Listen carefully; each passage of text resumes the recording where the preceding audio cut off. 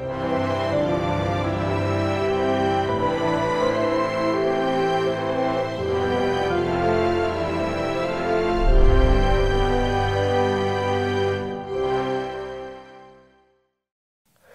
우리는요, 그 곤경을 통해서도 타고난 성품으로도 하나님의 뜻대로 살다간 다윗의 그 가장 사랑하는 아들에게 담기는 유언을 읽었습니다. 여러분, 사람이 뱉어내놓은 말 중에 가장 순결하고 정직하고 처절하고 진솔한 말이 유언일 거예요. 한 인간의 평생을 우려낸 말일 테니까요. 몇 가지 간략하게 내용을 살펴보면 2절부터 읽어봅시다. 시작. 너는 힘써 대장부가 되고, 대장부가 되라는 말은 다윗이 역경을 거치면서 자기 스스로가 하나님 앞에 대장부로 살았던 모습을 닮으라는 뜻이기도 해요. 시편 18편 시작. 내가 주를 의뢰하고 적군을 향해 달리며 내 하나님을 의지하고 담을 뛰어넘나이다. 전적으로 하나님 의지한 다윗은 대장부로 한평생 살아냈는데요. 그 왕위를 물려줄 솔로몬을 가만히 들여다보니까 솔로몬도 그런 고백을 하지요. 열왕기상 3장 7절에서요. 시작. 나의 하나님 여호와여, 주께서 종으로 종의 아버지 다윗을 대신하여 왕이 되게 하셨사오나 종은 작은 아이라 출입을 할 줄 알지 못하고. 그러니까 두렵고 떨리는 소심한 마음을 가졌군요. 그를 자기 의지로 막 사기충천 만용하라는 것이 아니고 하나님의 손에 붙들린 대장부가 되도록 유언하고 있습니다. 두 번째 유언의 내용을 요약해 보면은 3절이에요. 시작.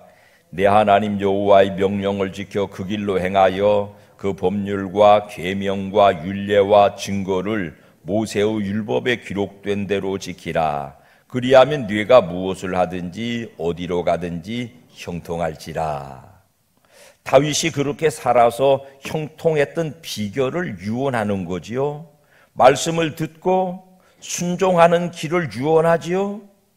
자기 힘으로 강해지면 거칠어지고 실패의 확률이 높지만 다윗의 모범처럼 하나님의 말씀을 진정성을 가지고 듣고 따르는 사람은 대장부로 살아갈 수 있으니까 어떻게든지 말씀을 들어서 말씀대로 배워서 살아가도록 유언했는데요.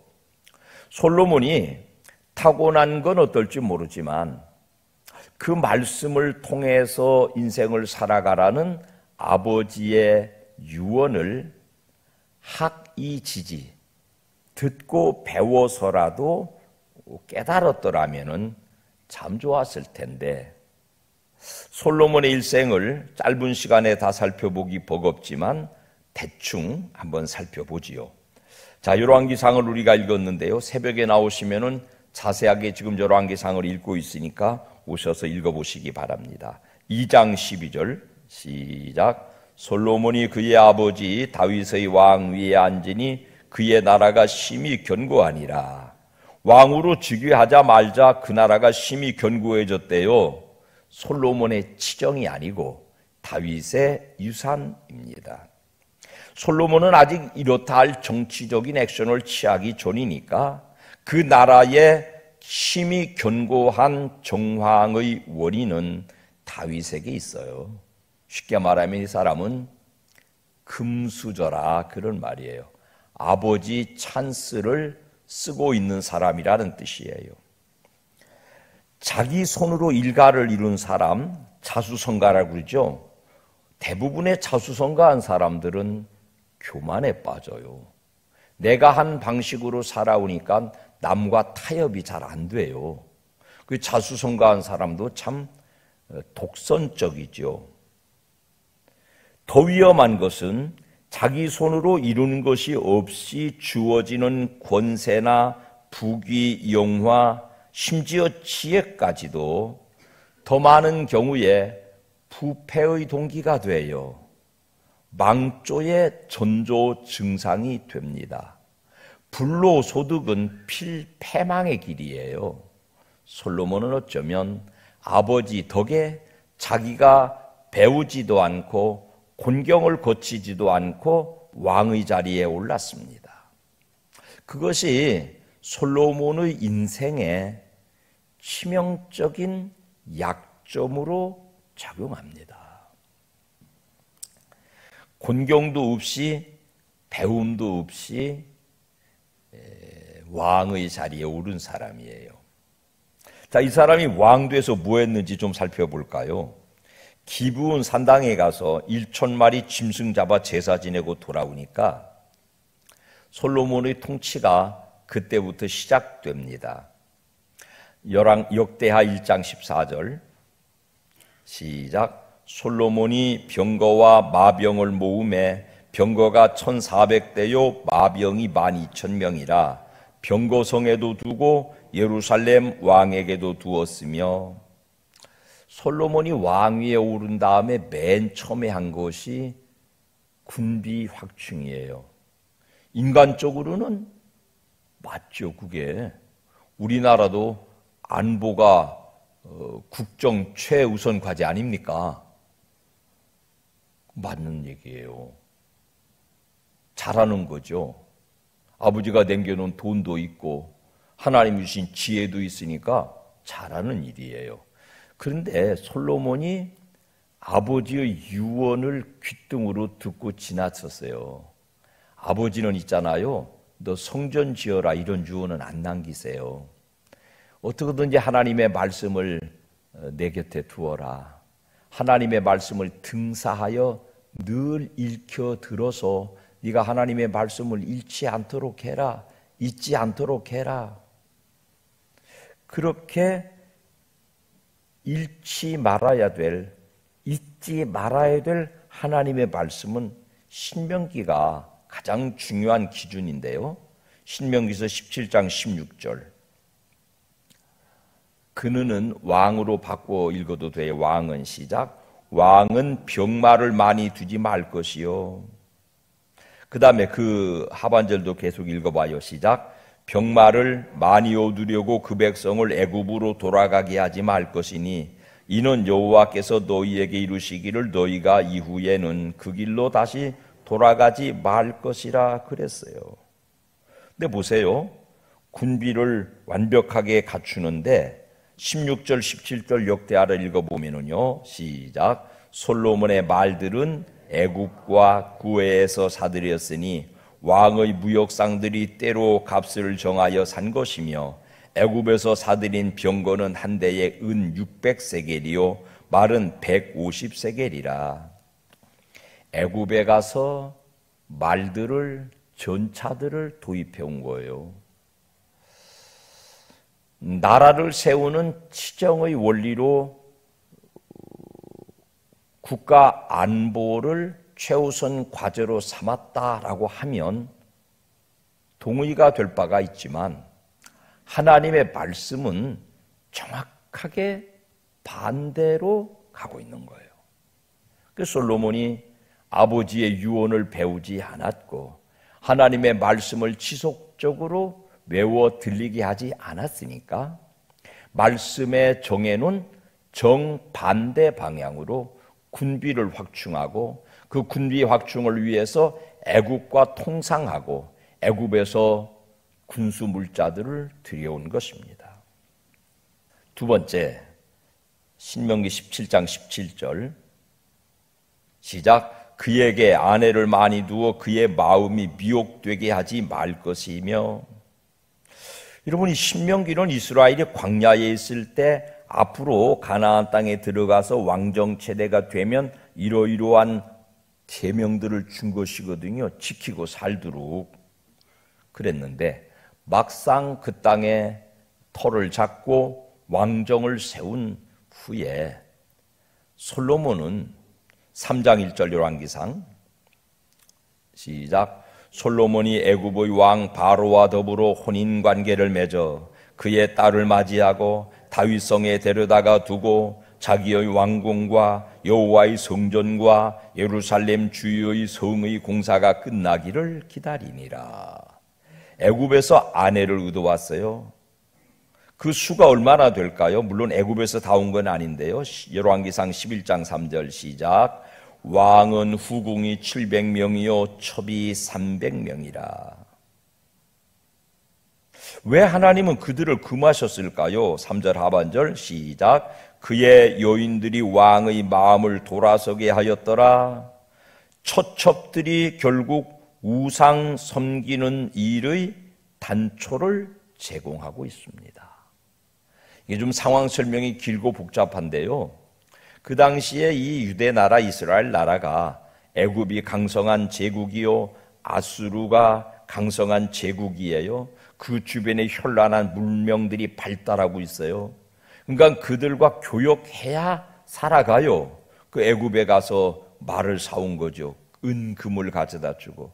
그리고 여자들이 들어와요. 공주가 따라와요. 그러면 예전이라는 게 있잖아요.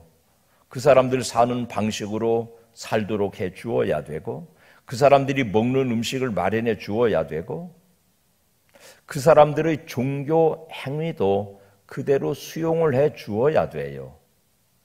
솔로몬이 처음부터 우상을 섬기려고 마음을 먹고 하나님 떠난 건 아니고요. 여자들의 필요를 채워주느라고 상당도 짓고 우상의 전각도 짓고 그녀들이 그렇게 살아갈 수 있는 종교적인 배려를 충분히 해주는 것이에요.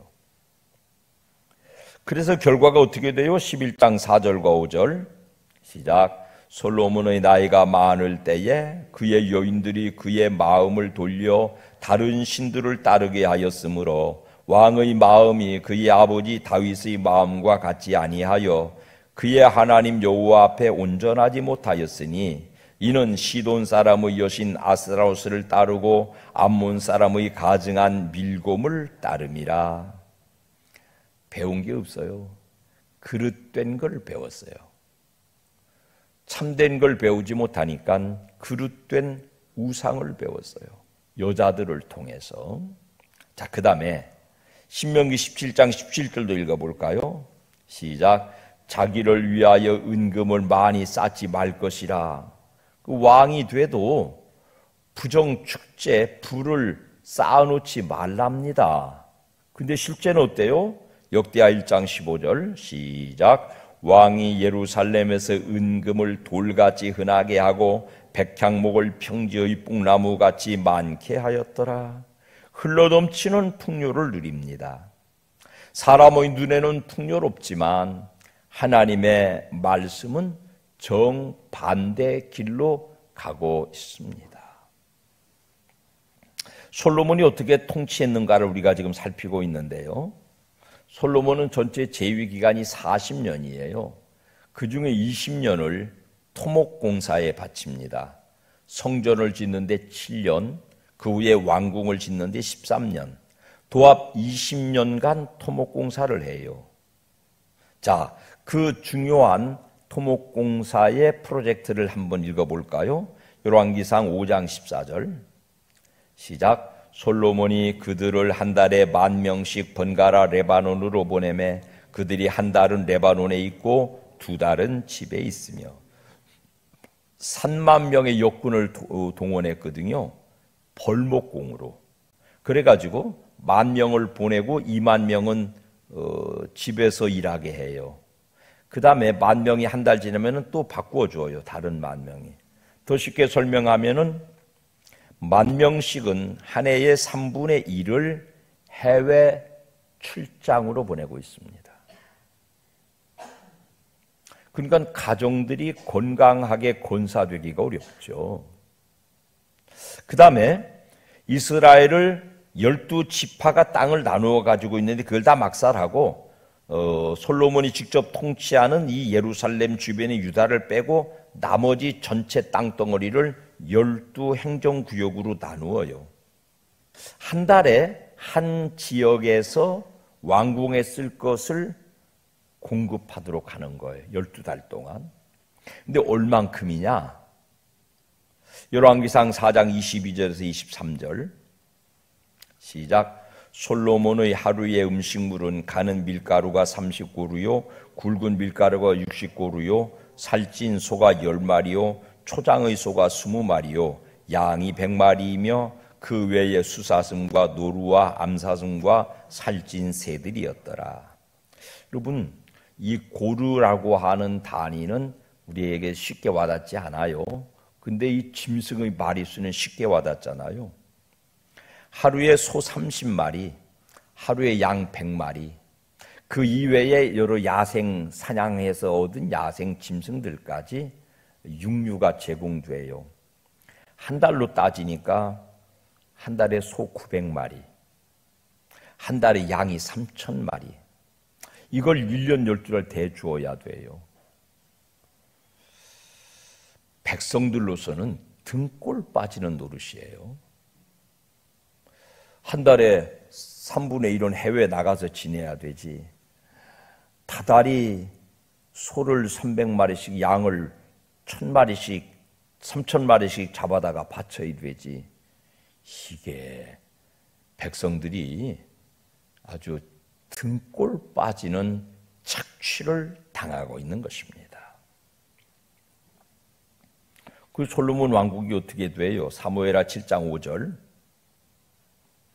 시작. 가서 내 종 다윗에게 말하기를 여호와께서 이와 같이 말씀하시되 네가 나를 위하여 내가 살 집을 건축하겠느냐? 내가 이스라엘 자손을 애굽에서 인도하여 내던 날부터 오늘까지 집에 살지 아니하고 장막과 성막 안에서 다녔나니 이스라엘 자손과 더불어 다니는 모든 곳에서 내가 내 백성 이스라엘을 먹이리라고 명령한 이스라엘 어느 지파들 가운데 하나에게 내가 말하기를 너희가 어찌하여 나를 위하여 백향목 집을 건축하지 아니하였느냐고 말하였느냐. 하나님은요, 우리 장막 가운데 그냥 거하신대요. 우리 일상생활 속에 지난주 예수님께서 하루 저녁을 같이 주무시면서 떡을 떼줄 때 예수님 알아본 것처럼 우리의 정직해야 되고 예의 바라야 되고 진실해야만 되는 신앙적 가치들이 구현되는 일상생활 속에 우리와 함께 계시대요. 내가 너희들대로 집 지어서 나를 가두라 그런 적 있냐? 그럼 하나님은 다윗에게도 솔로몬에게도 성전 지어서 나를 그 안에 가두라 그런 적이 없어요. 근데 있잖아요. 사람은 귀에 들리는 것보다 눈에 보이는데 더 영향받아요. 그러니까 이 시대에도 예배당 지어놓고 성전이라고 그래요. 여러분, 신앙을 좀 본질적으로 우리가 바른 길이 무엇인지를 살펴보자는 뜻에서 말씀드려요. 지금은 성전이 없어요.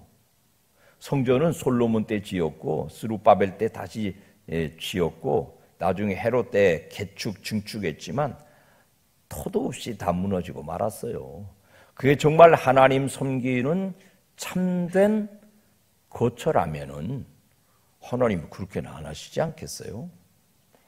너희들대로 성전이라고 그러시는 거 모르겠냐? 주님은 그러세요. 따라합시다. 내가 성전입니다. 주님이 내 안에 계세요. 내 가정에 계시고 우리 생활 속에 계세요.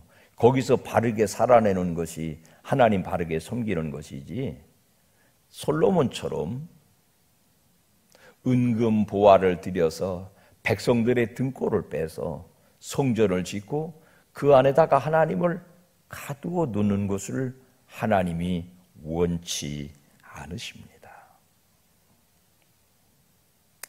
역대하 2장 1절 말씀 시작. 솔로몬이 여호와 이름을 위하여 성전을 건축하고 자기 왕위를 위하여 궁궐 건축하기를 결심하니라. 하나님께로 온 메시지가 아니라 솔로몬이 지어 먹은 마음이에요. 성전과 왕궁이 같은 가치를 가지고 있어요. 건물을 크게 지어서 사람들에게 위압감을 주고 나라의 권력을 과시하려는 의도 이상 다른 이 의미를 부여할 수가 없습니다. 들어야 될 말씀 대신 보아야 되는 성전과 건물에 치중하고 있습니다. 자, 그렇게 솔로몬이 40년 치정을 마치고 죽어요. 그의 아들 르호보암이 즉위합니다. 곤경이 닥칩니다. 아버지 솔로몬 때 너무너무 시달린 거잖아요, 백성들이. 장장 20년간 노력 봉사해야 되지요. 다달이 한 달에 소가 몇 마리였죠? 300마리. 아니, 소가 900마리, 양이 3,000마리. 이거를 다달이 갖다 바쳐야 돼요. 1년에 한 번씩. 얼마나 등골 빠지는 일이에요. 자, 그러니까 솔로몬 죽고 그 아들 르호보암이 왕이 됐을 때 백성들이 찾아와요. 그래가지고 아유, 우리 선친 때 너무 힘들었어요. 이제 토목공사 같은 건 좀 그만하시고 우리 세금도 좀 줄여주시고 우리 살 길 좀 마련해 주세요. 그런 간절한 너무나 착취에 지친 백성들의 부르짖음을 탄원, 탄식을 외면하고 무시하고 열왕기상 12장 14절 말씀 시작. 내 아버지는 너희의 멍에를 무겁게 하였으나 나는 너희의 멍에를 더욱 무겁게 할지라. 내 아버지는 채찍으로 너희를 징계하였으나 나는 전갈 채찍으로 너희를 징치하리라. 솔로몬이 배운 게 없으니까 그 아들 르호보암도 배운 게 없어요. 곤경을 겪지도 않았어요. 그러니까 내놓을 수 있는 말이 깨닫는 말이 아니에요. 지혜로운 말이 아니에요. 솔로몬이 그랬던 것처럼 자기를 과시하는 말을 내놓아요. 자, 그러자 여로보암이라는 사람이 솔로몬의 핍박을 피해서 애굽에 피난가 있다가 돌아와가지고 이 국민들의 여론을 등에 업고 반역을 일으켰습니다. 르호보암 솔로몬 왕의 아들이 그때라도 그 곤경을 통해서 배우고 깨달았으면 좋으려니와 지난주에 인용했던 말씀 다시 읽어봅시다. 시편 49편 20절 시작. 존귀하나 깨닫지 못하는 멸망하는 짐승 같도다. 결국 솔로몬에 이어서 그 아들 르호보암도 깨닫지 못해요. 배우지 못해요. 다윗은 타고난 지혜도 있었고 곤경을 통해서 배운 바가 있어서 나라의 초석을 건강하게 놓았는데 그 아들 솔로몬은 타고난 지혜가 있었어요. 하나님이셨잖아요. 곤경을 통해서 배워내지 못했어요. 그러니까 그만 그 솔로몬의 아들 르호보암까지 배우지 못하는 왕이 되었습니다. 결국 나라가 둘로 쪼개져요. 북왕국 이스라엘이 10지파, 여로보암이라고 하는 솔로몬의 신하였던 여로보암이 북왕국 10지파를 차지해서 왕이 되고 솔로몬의 친아들 르호보암은 유다 지파와 베냐민 지파 겨우 2지파 데리고 유다라고 하는 조그마한 나라로 축소됩니다. 그리고 나서 얼만큼 시간이 지난 다음에 북왕국 10지파는 하나님 떠난 죄로 아수르에 다 잡혀가고 북왕국 10지파는 없어지고 말아요. 남왕국 유다는 그 후에 바벨론에게 포로로 붙들려가서 70년 만에 다시 돌아오기는 하지만은 성전은 파괴되고 신앙의 중심지는 전부 말살되고 맙니다. 가장 쉬운 표현으로 나라가 망했습니다. 그 단초가 어디라고요? 솔로몬이에요. 말씀을 다시 되새기시고 이 말씀이 오늘 내게 주는 바가 무엇인지를 처절한 심정으로 이 말씀을 배워내지 않으면 우리가 알지 못하는 사이에 눈에 보이는 신앙으로 치중되다가 눈에 보이는 종교적 업적을 자랑하는 길로 솔로몬의 길로 가다가 나라 말아먹고 말지요. 어떻게든지 말씀을 전하고 말씀을 듣는 신앙에 집중력을 가지셔서 우리의 신앙들이 정말 말씀을 듣는 신앙으로 건강하게 유지 보존되시기를 주님 이름으로 축원합니다.